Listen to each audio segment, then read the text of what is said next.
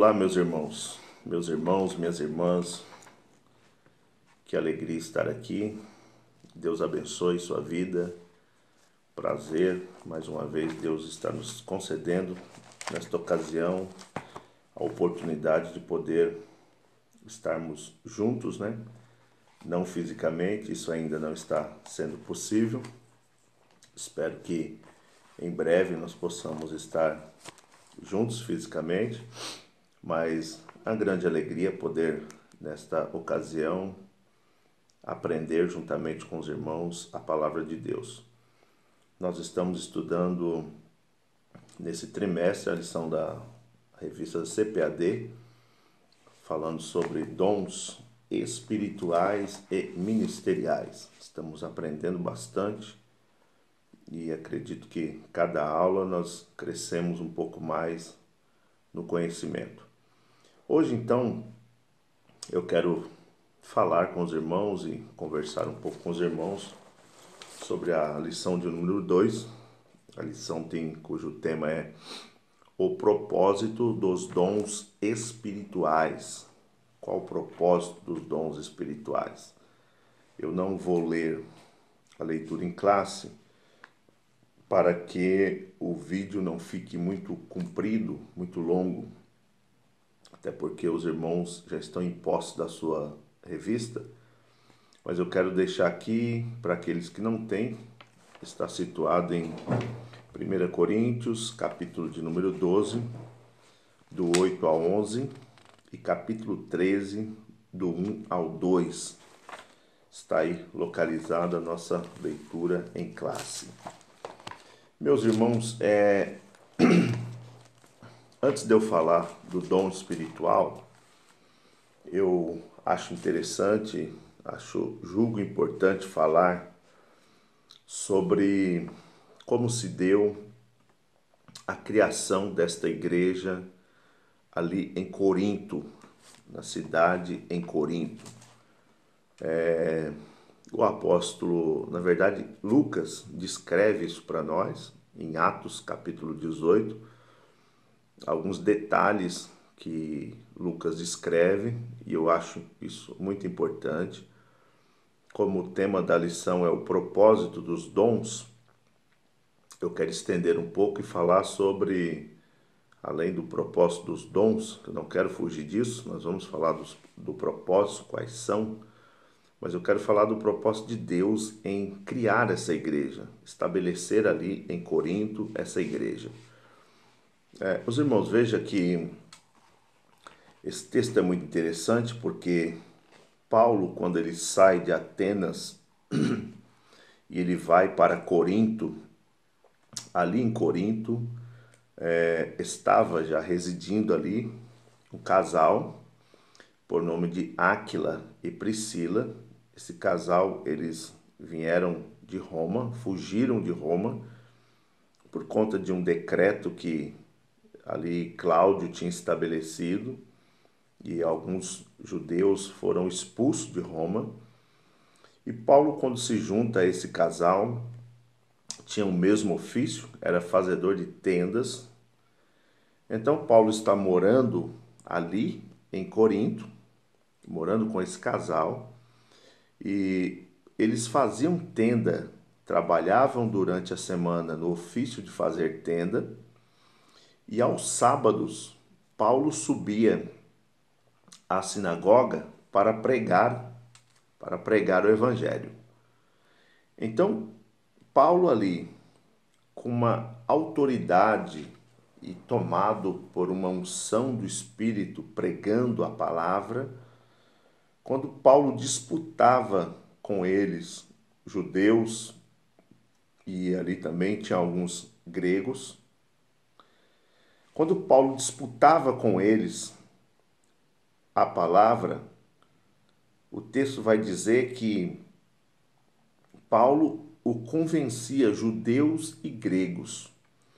Então, a ação do Espírito Santo que estava sobre Paulo levava essas pessoas a serem convencidas pelo poder do Espírito Santo. Mas Mais tarde, Paulo tem um reforço ministerial, onde Silas e Timóteo desceram da Macedônia para auxiliá-lo. E ali Paulo foi impulsionado pelo Espírito Santo, testificando e pregando especificamente aos judeus. E o tema da mensagem de Paulo era Jesus é o Cristo. Só que com isso Paulo não foi bem aceito. Eles resistiram e blasfemavam contra a mensagem que Paulo estava pregando. Ao ponto de Paulo sacudir suas vestes, terminar de pregar e sacudir suas vestes, e Paulo dizer que o vosso sangue seja sobre a vossa cabeça. E ali Paulo está decidido a não pregar mais aos judeus e pregar aos gentios. Mas ali acontece algo que eu acredito ser um propósito de Deus, porque já havia no coração de Deus um propósito de estabelecer ali uma igreja ali em Corinto.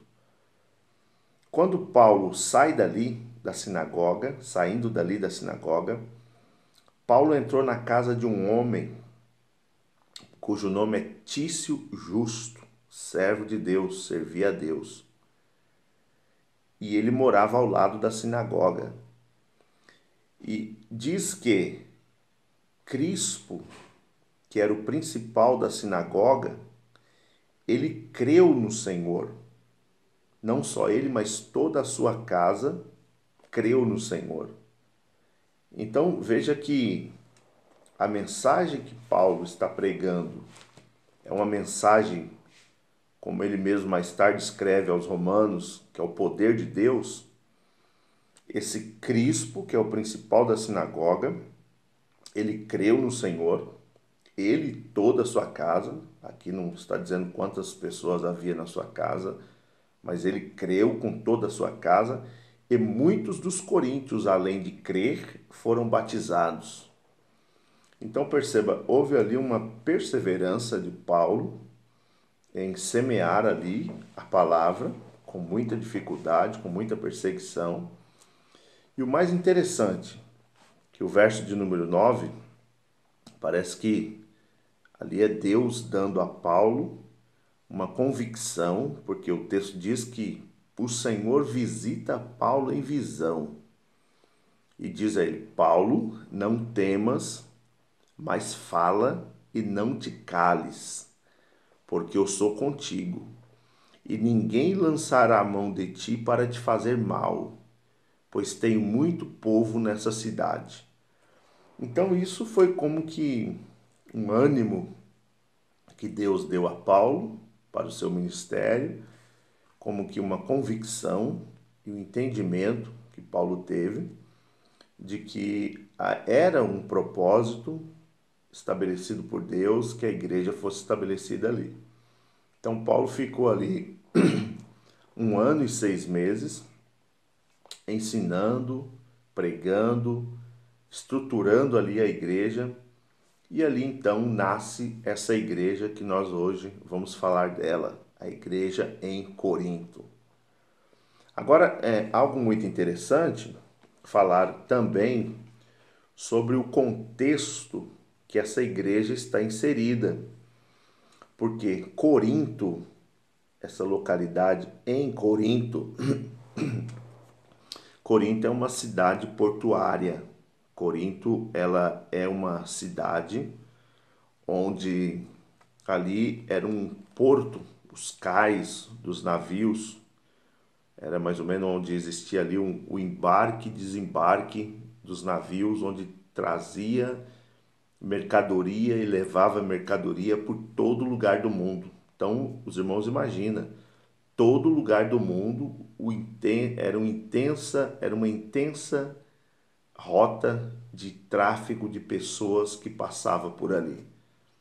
Então, estrategicamente, Paulo teve uma visão ampla, missionária, de que ali aquela igreja poderia abarcar várias pessoas. Segundo alguns historiadores, aquela cidade tinha 400 mil habitantes na época de Paulo. Então, ali também teve algumas dificuldades que, depois que essa igreja foi estabelecida ali, essa igreja sofreu muita influência da cultura e, podemos dizer, do contexto que ali existia naquela cidade. Primeiro que era um contexto de idolatria, era uma cidade muito idólatra. Ali existia dois grandes templos, um deles era o templo da Afrodite e um templo de Ísis. Esses templos, as suas divindades, sobretudo os cultos a Afrodite, era culto regado à prostituição, bebida, lascívia. Então era uma cidade onde o espírito da prostituição, da riqueza imperava ali. Então veja que esta igreja nasce dentro de um contexto e, se a gente observar, foi uma das igrejas que mais deu problema para Paulo. Paulo teve muita dor de cabeça com essa igreja. Inclusive, quando ele escreve essas cartas, ele escreve para tratar alguns dos problemas que estavam acontecendo ali naquela igreja. Dentre eles, além dos dons espirituais, que é o que nós vamos falar daqui a pouco, estava ocorrendo ali no seio daquela comunidade, por conta até dessas influências externas que acontecia em sua volta, problemas de ordem gravíssimas. Por exemplo, a igreja estava inserida ali e tinha a carne que era oferecida aos ídolos, ao sacrifício nos cultos, e quando sobrava essa carne ia para ser vendida nos mercados, nos açougues. Então Paulo precisa escrever e orientar como que a igreja deveria se comportar mediante a isso. Havia também dentro dessa igreja problemas de ordem sexuais gravíssima, onde o enteado estava tendo relações sexuais com a sua madrasta.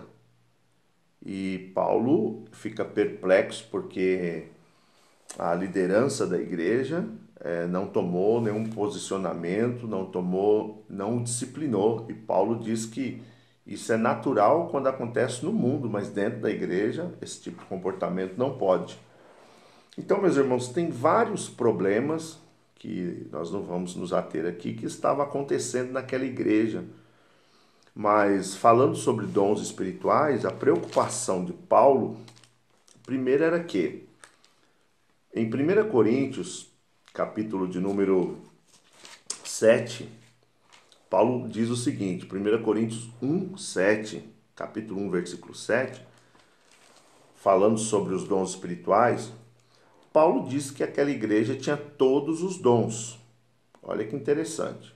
Paulo diz que aquela igreja tinha todos os dons.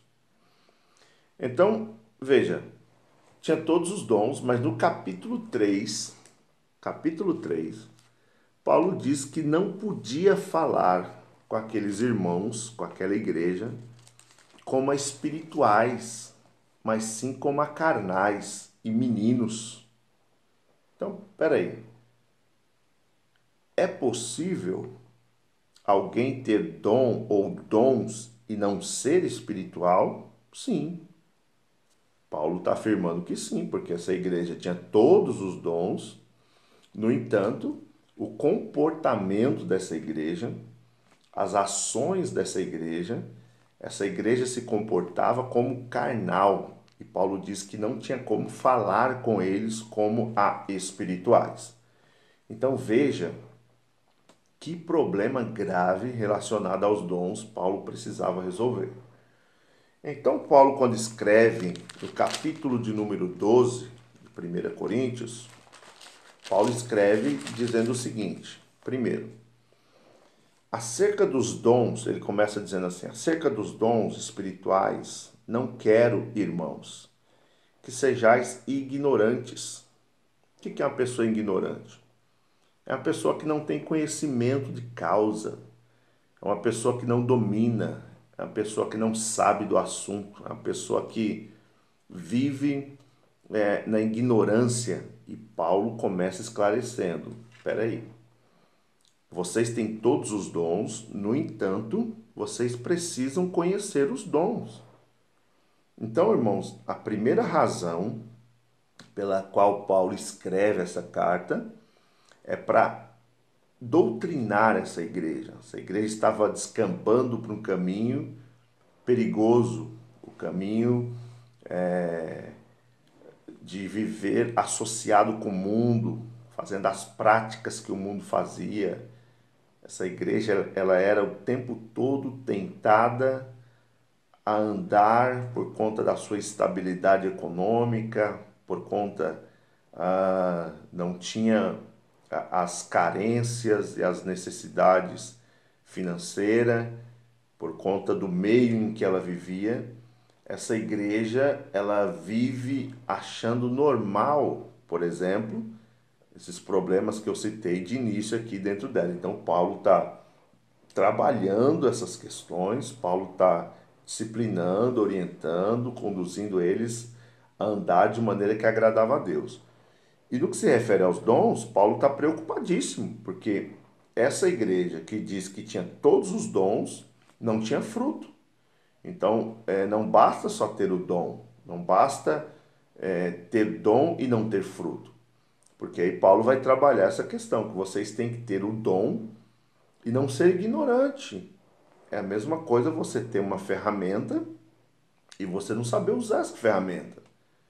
Então aqui, de início, o propósito do dom. O que é propósito? Propósito é algo que se faz com uma finalidade. Então, meus irmãos, o que é o propósito dos dons espirituais? Primeiro, para que o Espírito Santo nos dá dons? Para que Deus dá dons? É mais ou menos assim. O que é dom? Dom é um presente. Dom é uma dádiva. Dom é algo que não depende do meu merecimento, não depende dos meus méritos. Ah, eu ganhei porque eu busquei. Não, dom não é meus méritos, não é porque eu mereci. Não tem o caminho da meritocracia que eu mereci por ter buscado. Primeiro que dom é algo que vem pela bondade e misericórdia de Deus, é graça de Deus, é bondade de Deus. Então, dom é presente, Deus nos dá, é um presente que Deus nos dá. Agora, para que Deus nos dá? Irmãos, Deus sabe que para nós prosseguir nessa caminhada, para nós levar o Evangelho, para nós prosseguir e expandir o reino, Deus colocou nas mãos da igreja a responsabilidade, a incumbência. Deus colocou sobre nós a incumbência de prosseguir com o reino, de desbravar, de ganhar almas. Mas Deus também sabe que com as nossas capacidades naturais, com as nossas habilidades naturais, jamais a igreja chegaria onde chegou até hoje, diante de tanta perseguição, por habilidade humana, por boas retóricas. Então Deus deu o que à igreja? Deus deu ferramentas, Deus deu habilidades espirituais. Dons é isso, são ferramentas para nos capacitar, para nos munir, para nos preparar, para propagar o reino, para servir o reino. Dons é isso. Agora eu pergunto, qual a finalidade, qual o propósito disso? Tudo tem um propósito. Perceba, eu estou assentado aqui numa cadeira e quem planejou essa cadeira, planejou com o quê? Com um propósito, com uma finalidade. Ninguém arquitetou a cadeira para dormir nela, não, cadeira para se sentar. Então, é muito interessante que o propósito a finalidade de cada dom, tem a sua finalidade, tem o seu propósito. Não é aleatório. Então veja, o apóstolo Paulo aqui, no capítulo 12, ele está aqui orientando essa igreja que tinha todos os dons. Lá no capítulo 1, ele diz que tem todos os dons. Não faltava dons nessa igreja. O problema lá não era dons. O problema lá era como estavam se usando esses dons. Como é que estava usando esses dons na igreja? Então vamos lá. O propósito, primeiro propósito, quero falar aqui de alguns propósitos dos dons espirituais. Então, entendendo que o dom ele é algo que não é por merecimento, é um presente que Deus nos dá. Deus nos dá exatamente com essa finalidade, com esse propósito. Primeiro propósito, dentro dessa lição, nós queremos resumir os 3 tópicos, não vamos abordar todos, até porque o tempo não nos permitirá. Primeiro propósito é o seguinte, dentro do tópico 1, primeira coisa que ele diz: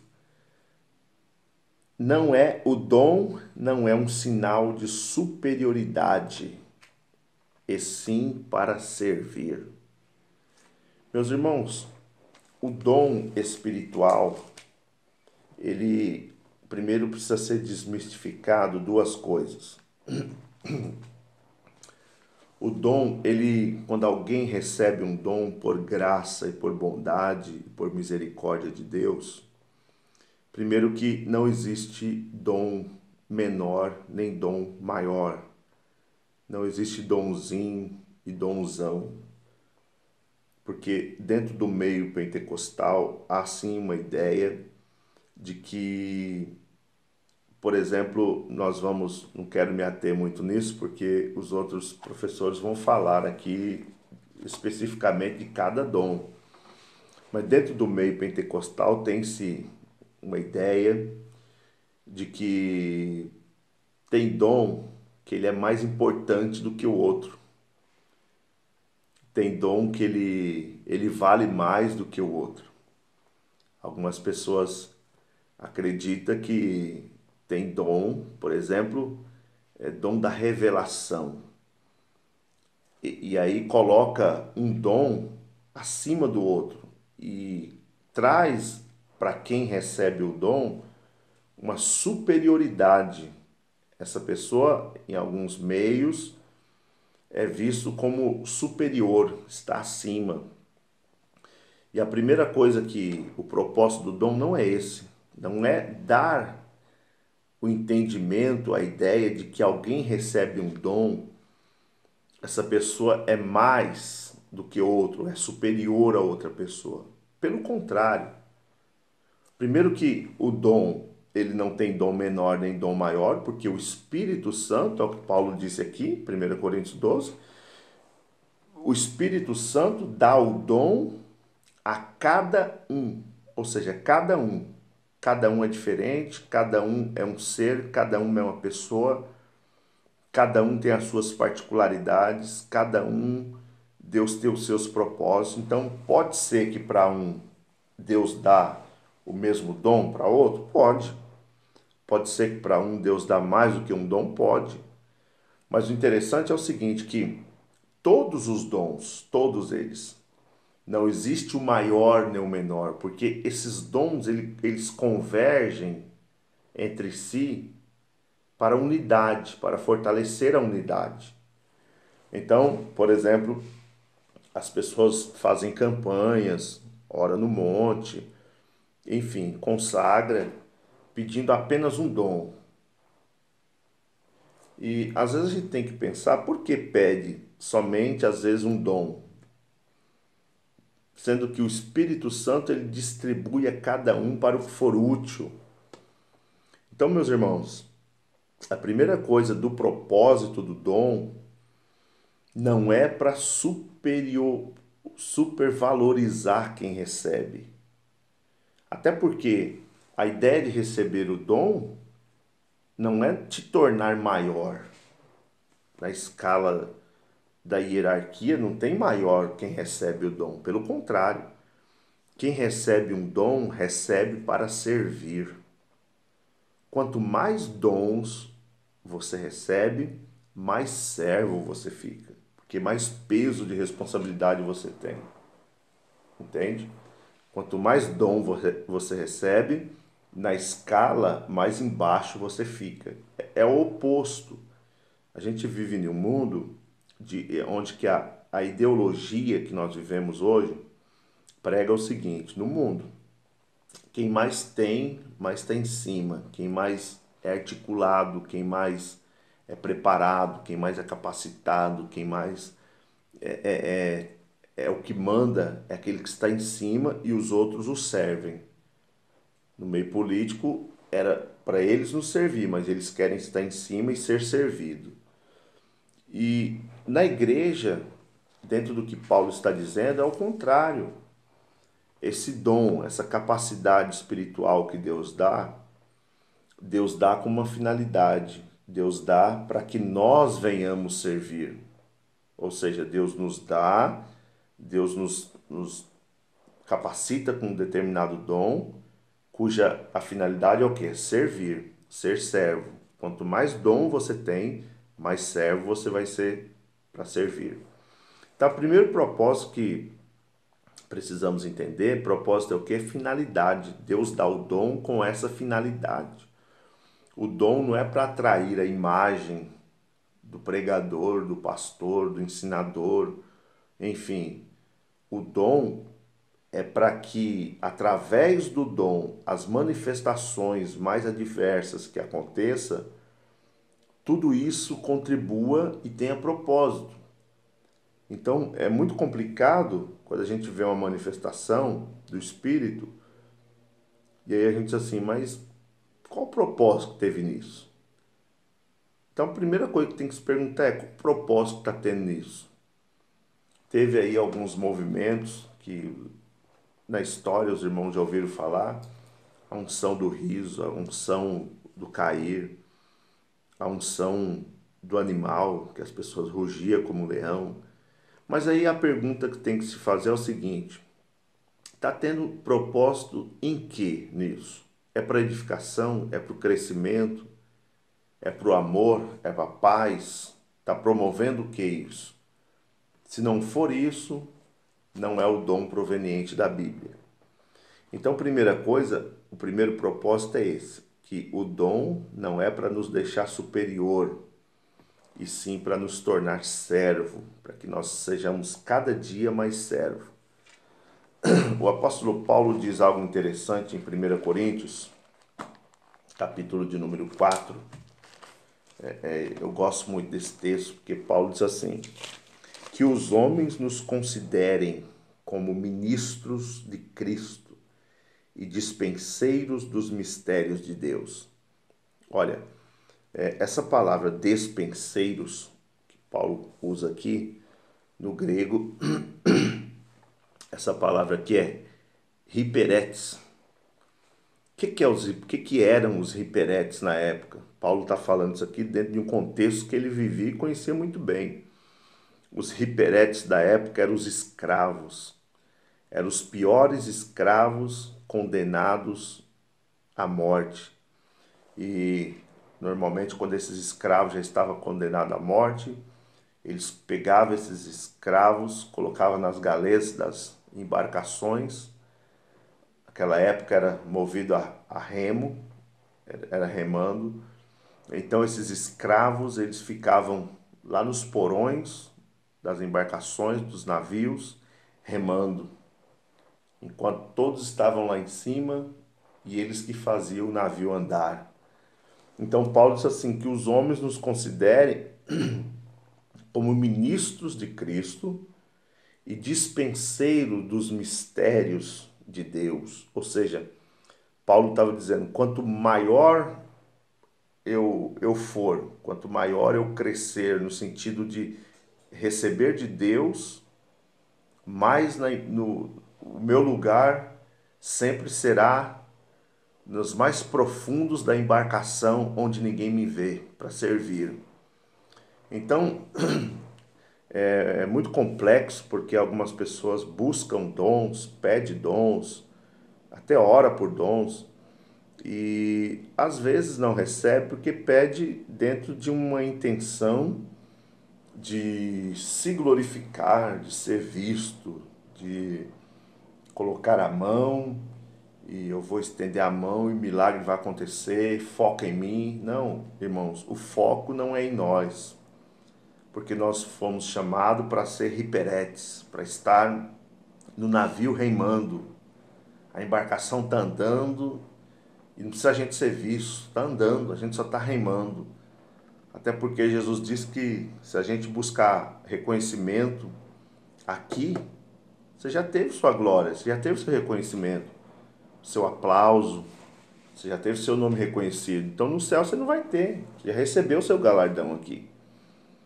Amém? Que Deus nos ajude a cada dia a entender que o dom, um dos propósitos é esse: não querer nunca, jamais ser superior e estar acima. Quanto mais Deus nos der, mais servo nós vamos ser, mais servir nós vamos servir. O que precisa ser diferenciado é que quanto mais Deus dá,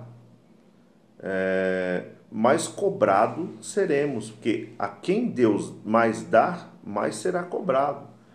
Então, a questão da superioridade, nós precisamos entender dentro de uma ideia de que a superioridade de um cargo ministerial, que estaremos também falando no decorrer dessas lições de dons ministeriais, ela só é grande no que se refere às responsabilidades.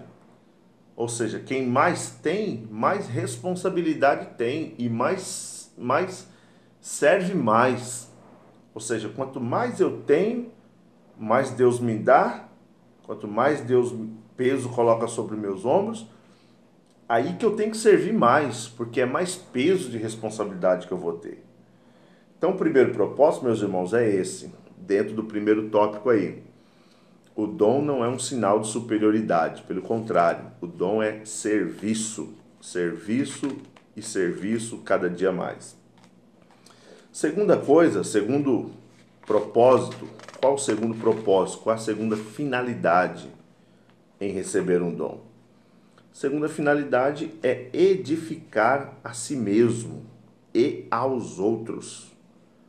Quando Deus nos dá um dom, Paulo vai dizer lá em 1 Coríntios 14, 4 em diante, que esse dom, sobretudo o dom de falar em línguas, ele edifica a mim mesmo. Então, olha só a finalidade dos dons. Essa finalidade é eu ser edificado.